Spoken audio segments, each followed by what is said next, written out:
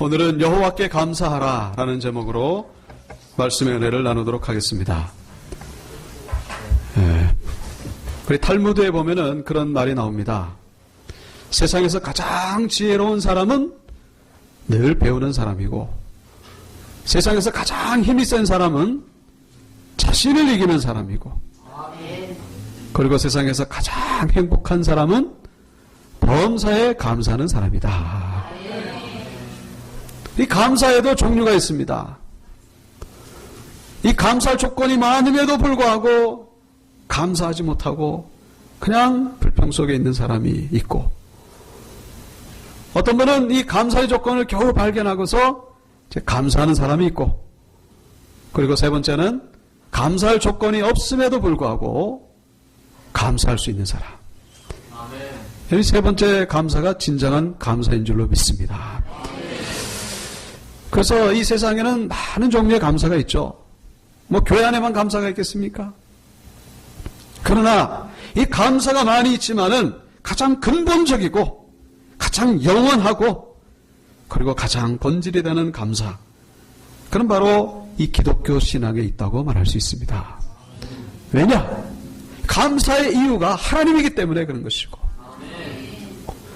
그리고 이 감사의 이유를 계속해서 끌고 갈 수 있는 그 원동력, 그 원동력은 눈에 보여 결국에는 없어지는 그런 피조물이 아니라 바로 영원하시고 완전하게 존재하시는 하나님께 그 원동력이 있기 때문에 그렇다는 것입니다. 얼마 전 2011년도에 그 타계한 그 박완서라고 하는 기독교 여류 소설 작가가 계십니다. 이분이 그 외아들이 하나 있었어요. 근데 그 26살 된 아들이 군대 간다고 신검을 받는데 그만 암 판정이 난 거예요. 근데 뭐 의사들이 손을 쓸 수 없을 정도로 온몸에 암이 퍼져가지고, 근데 안타까운 것은 이 아들이 의대에 입학한 지 얼마 안 돼가지고 아주 의사로서 참 꿈에 부풀은 그런 아들이었는데 그만 그런 상황에 놓이게 된 것이죠.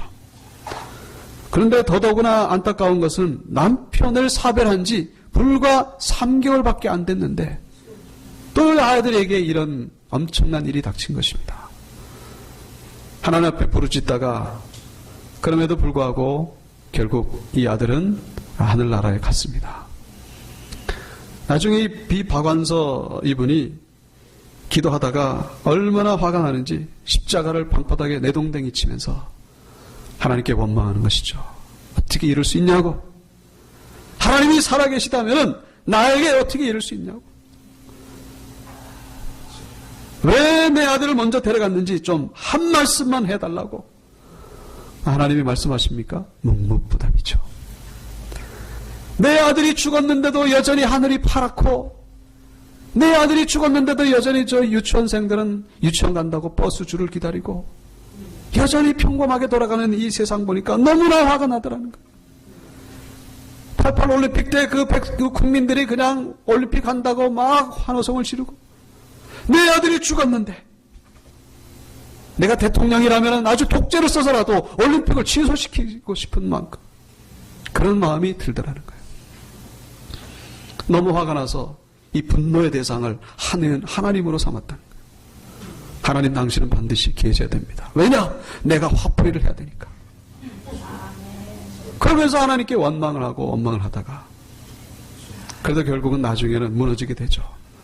얼마나 힘든지 밥을 못 먹어요. 수개월 동안 밥을 먹으면 그냥 토하는 거예요. 하나님을 원망하다가 또 하나님께 간구하다가, 그런데 하나님이 희한한 방법으로 응답하십니다. 그 필통에 어떤 글자가 하나 써 있는데 거기 무슨 글자가 써 있냐면은 이 밥이 되어라, 밥이 되어라, 그런 글자가 써 있는 거예요. 그게 자기에게 주시는 그 응답처럼 와 닿았다는 거예요. 근데 희한한 것은 그때 이후로 밥이 그렇게 맛있더라는 거예요. 밥이 그렇게 구수하면서 막 들어가는 거예요. 그러면서 힘이 생기고 알 수 없는 소망이 마음속에 막 솟구쳐 오르더라는 거예요. 마음속에 평강이 찾아왔습니다. 기쁨이 찾아왔습니다. 그러면서 알 수 없는 감사가 나오기 시작했다는 거예요.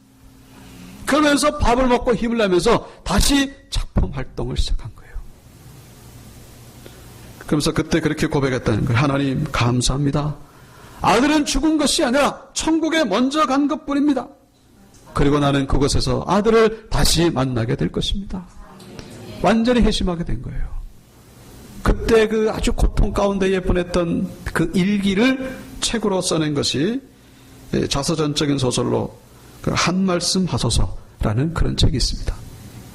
이 책을 기회 되시면 한번 보시길 바랍니다. 큰 위로가 될 줄로 믿습니다. 여러분, 이 박원서 이분 정말로 이 절망의 이유가 소망으로 바뀌게 된 거예요. 고통의 이유가 감사의 이유로 바뀐 것입니다. 왜 그렇습니까? 아들이 다시 살아 돌아왔나요? 그게 아니고 돈을 많이 벌어서 했나요? 그게 아니라 그의 심령의 변화가 있었다는 것입니다. 심령의 깨달음이 있었던 거예요. 아무것도 변한 게 없습니다만 그의 심령이 변화됨으로 인해서 감사의 이유를 발견하게 된 것이죠. 이 감사는 세상이 준 것이 아니라 하나님이 준 감사의 이유였다는 것입니다. 우리는 감사 이유를 하나님 안에서 발견하는 자들이 되어야 된다는 것이죠. 오늘 우리가 읽은 이사야 12장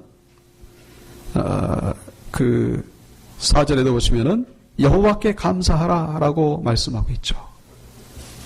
여호와께 감사하라. 왜요? 그 이유를 우리가 묵상해 볼 때에 우리 12장에 그 두 번에 걸쳐 나오는 단어가 있습니다. 1절과 4절. 뭡니까? 그날에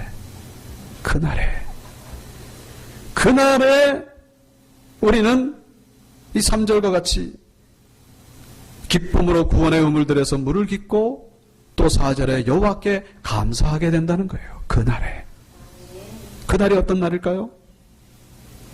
이 재밌는 것은 11장에도 그날이 나온다는 거예요. 11장 10절과 11절. 그날에. 근데 6절에도 보면은 또 그때에라는 단어가 나오죠? 이 똑같은 글자예요. 그날이 뭘까요? 결론적으로 말씀드리면 예수 그리스도가 메시아로 이 땅에 오시는 그날에 회복이 된다는 거예요. 우리의 절망이 소망으로, 우리의 고통이 감사의 이유로 바뀌게 된다는 것입니다. 그래서 11장 그 1절에 보시면은 이새의 줄기에서 한 싹이 나며, 이새가 누굽니까? 다윗의 아버지죠. 그래서 이새의 줄기라고 하는 것은 이 다윗의 혈통, 다윗의 자손에게서 어떤 한 사람이 나온다 그런 얘기예요. 다윗의 자손 그러면 뭐가 생각납니까? 아브라함과 다윗의 자손 예수 그리스도의 세계라. 예수 그리스도 다윗의 자손입니다.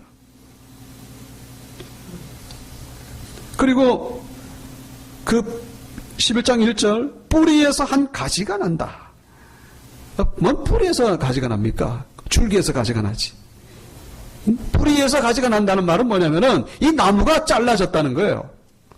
잘라져가지고 이 뿌리 아주 밑둥밖에는 남은 게 없다는 거예요. 나무가 없어졌어요. 그래가지고 없어진 줄 알았더니 그 밑둥에서 어떤 가지가 이렇게 쏙 나더니 가지가 또 줄기를 뻗어가지고 그냥 물창하게 자라가지고 거기서 결실을 맺게 되었다. 이게 무슨 얘기입니까? 이 그 다윗의 이 왕국이, 이스라엘 왕국이 이렇게 절단난 적이 있다는 거예요. 한 20명의 왕들을 거쳐가면서 하는 가운데 나중에 바벨론의 침략으로 인해가지고 이스라엘 역사가 완전히 끝났습니다. 밑둥까지 그냥 딱 잘라버려졌어요. 근데 없어진 줄 알았더니 어떻게 해요? 바로 메시아 대신 예수 그리스도가 오심으로 인해가지고 이스라엘의 역사가 다시 시작되었다는 것을 말씀하고 있습니다. 다시 시작된 이스라엘의 역사는 그냥 역사가 아니죠. 예수 그리스도의 복음으로 온 세상이 하나님의 나라가 세워져 간다는 것을 말씀하고 있는 것이죠. 그래서 그렇게 되면 어떻게 된다는 것입니까? 여기 1절에 보시면은 1절이 아니라 그 전에부터 여기 그 11장 2절 그의 위에 여호와의 영이 임하고 여호와를 경외하는 영이 강림할 것이요. 성령이 임한다는 것이죠. 그래서 4절에 보면은 그의 입술의 기운으로 악인을 죽일 것이며 예수 그리스도가 이 땅에 오심으로 해가지고 그의 말씀으로 귀신이 떠나가고 죽은 자가 살아나고 하나님의 역사가 일어나게 된다는 것입니다. 예수 그리스도 오시면은 6절에 그때에 어떻게 된다는 거예요? 이리가 어린 양과 함께 사는 그런 천국 같은 세상이 이 땅에 임하게 된다는 거예요. 또 예수 그리스도가 오시면 어떻게 해요? 12장 1절부터 보시면은 주께서 전에는 내게 노하셨사오나 하나님의 진노 가운데 있었던 우리의 삶이 어떻게 해요? 이제는 주께서 나를 아니하시오며 내가 주께 감사하겠나이다. 그렇게 고백하게 된다는 것입니다. 여러분, 이스라엘 역사가 바로 우리의 역사라는 거예요.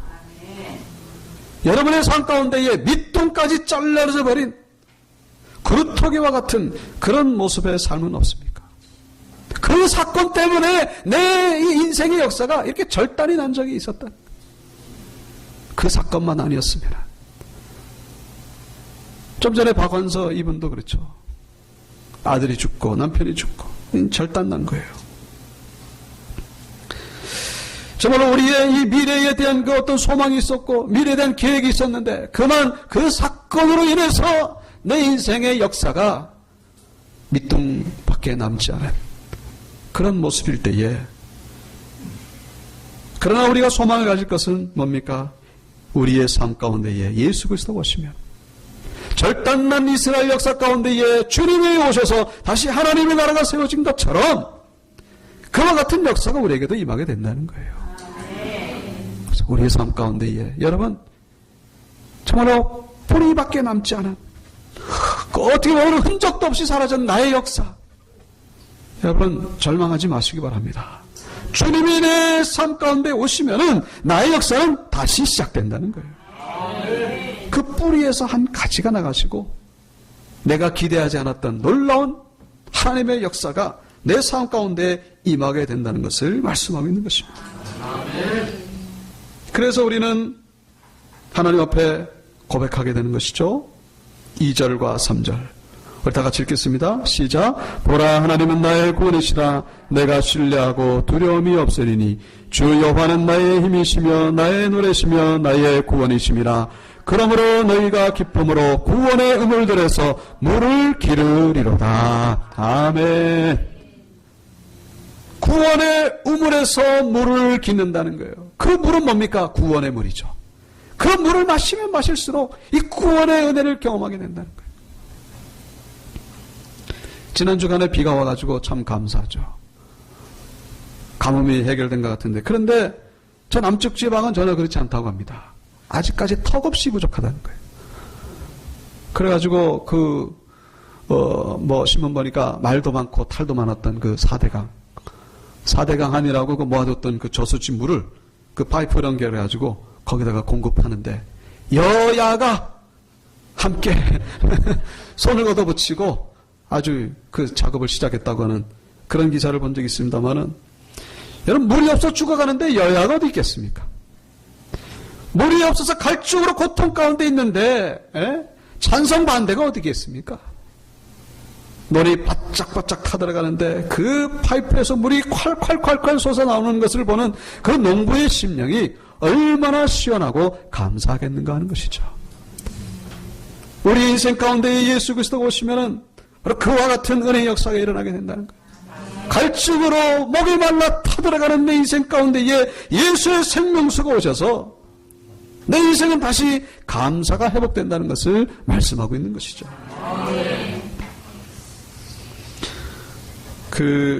제가 지난 주간에 간증 동영상 한 편을 본 적이 있습니다. 낮은 대로 임하소서라는 그런 영화를 본 적이 있을 겁니다. 그 시각장애인 목사님이시죠. 실제 주인공 안요한 목사님의 그 일대기를 그린 그런 영화고 또 소설로도 나온 적이 있습니다만은 이분이 아버님이 개척교회 목사님이셨어요. 근데 아버님을 원망했다는 거예요. 왜냐하면 너무 가난하니까. 원래 그 아버님은 사업을 하셨던 분이에요. 아주 부유하게 사셨던 분인데 선교사님의 전도를 받아가지고 전 재산을 그냥 신학교 세우고 교회 개척하는데 한 50여 개를 세우고, 그리고 본인도 개척교회를 하는데 너무 가난하니까 그게 원망스럽고, 나중에는 하나님까지 부인하게 됩니다. 교회 칠판에다가 요한복음 1장 1절, 하나님은 세상에 없느니라. 그분이 또 안요한이잖아요. 요한. 안요한복음 1장 1절. 그러니까 얼마나 참 그 목회가 힘들겠습니까? 그래도 이분이 그 공부는 잘해가지고 아주 앞길이 잘 풀렸어요. 그래가지고 그 불어 교사로 재직하던 가운데에 미국에서 국무성에서 초청을 받았습니다. 그래서 이제 출국을 며칠 앞두고 있는데 아침에 일어났는데 보니까 한쪽 눈이 안 보이는 거예요. 근데 한쪽 눈이 안 보이더니 나중에는 점점 이 한쪽 다 안 보이게 되는 거예요. 그래서 결국 뭐 미국 가는 거 다 취소되고 완전히 그 시각장애인 판정을 받은 것이 37살 때입니다. 근데 그렇게 판정을 받고 나니까 이 아내가 자기 두 딸을 데리고 집을 나가버렸어요. 근데 실명의 고통보다도 더 큰 고통이 외로움의 고통이었다는 거예요. 주변의 사람들이 다 떠나갔다는 거예요. 요즘은 좀 그나마 사회복지시설이 좀 돼서 그나마 좀 낫습니다만 옛날에는 아주 열악했잖아요.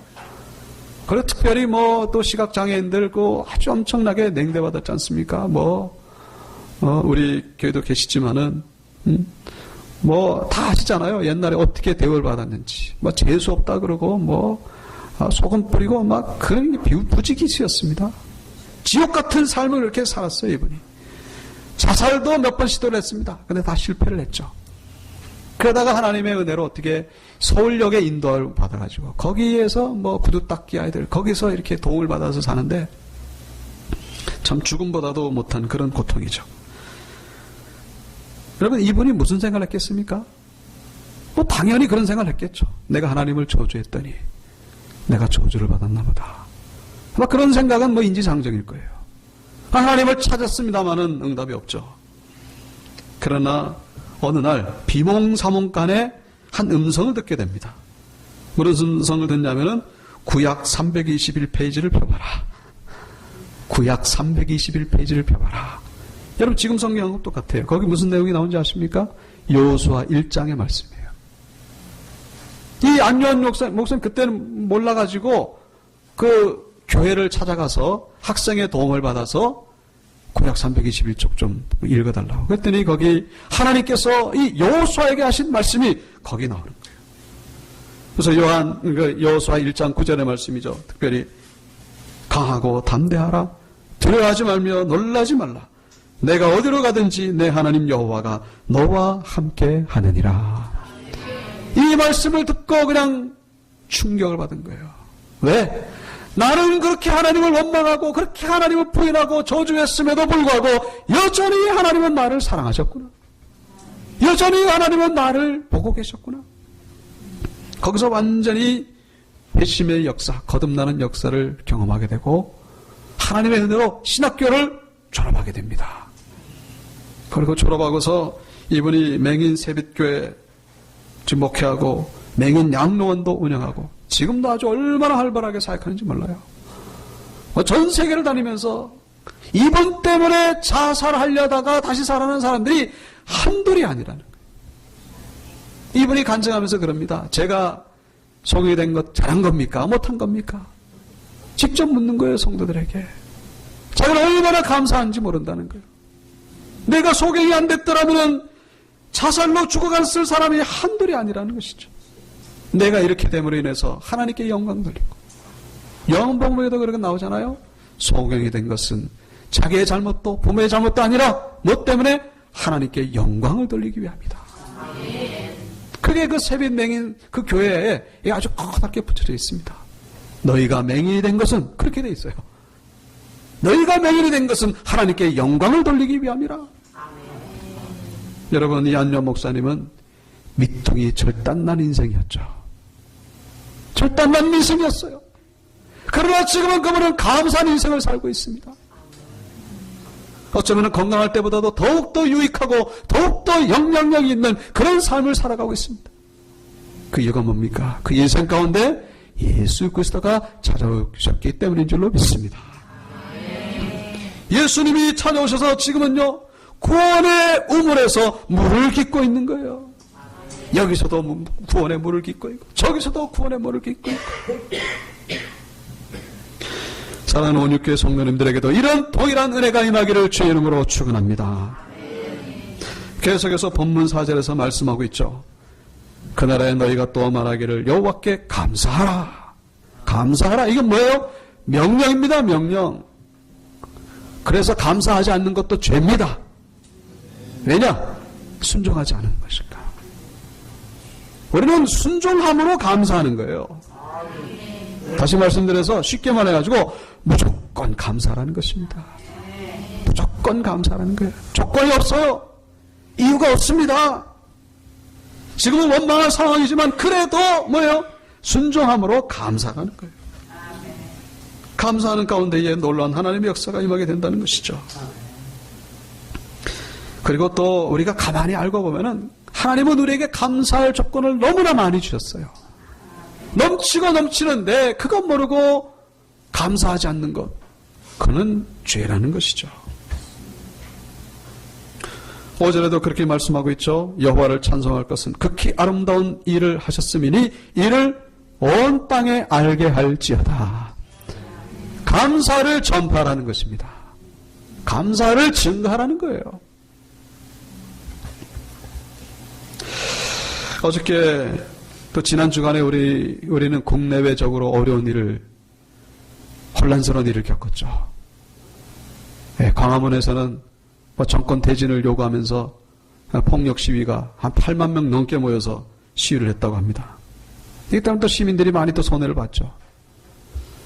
또 아시는 대로 저 프랑스에서는 또 그 IS, 정신 나간 사람들, 이슬람 극단 테러주의자들 120명이 죽고 120명 이상이 죽고 수백 명이 지금 중상을 입었습니다. 지난주간에는 러시아 여객기가 폭파되더니 이번엔 또 프랑스가 폭발된 거예요. 앞으로 또 어떤 일이 벌어질지 모릅니다. 아주 큰일입니다. 여러분, 세상이 왜 이렇습니까? 한마디로 하나님께 감사를 잃어버렸기 때문에 그렇습니다. 감사가 없는 세상이에요. 사람에게는 감사할 수 있죠. 그러나 여러분, 이 아름다운 과일을 보시기 바랍니다. 어저께 이 과일 또 준비하느라고 얼마나 애를 썼는지. 이 청천의 새가 얼마나 아름답습니까? 이걸 보고서 이게 우연히 주어졌다고 생각하면은 참 미련한 사람이죠. 이것은 하나님의 놀라운 솜씨임을 우리가 믿음으로 당연히 고백해야 된다는 것이죠. 꽃을 보시기 바랍니다. 하나님이 만드셨죠. 우리의 생명이 우연히 주어진 것입니까? 우리 하나님 앞에 감사하는 자가 그게 정상인이라는 거예요. 정상인. 감사가 없으면요, 내 심령이 지금 병든 것입니다. 이 시대의 문제, 감사가 없다는 거예요. 이 시대는 목이 마른 갈증의 시대를 지금 살아가고 있습니다. 그래서 예수 그리스도께서 요한복음 4장에서 말씀하셨죠. 이 물을 마시는 자마다 다시 목마르려니와 내가 주는 물을 마시는 자는 영원히 목마르지 아니하리라. 세상의 것을 가지고는 만족이 안 된다는 거예요. 끝없는 분쟁이 일어나고 끝없는 전쟁이 일어날 수밖에 없다는 거예요.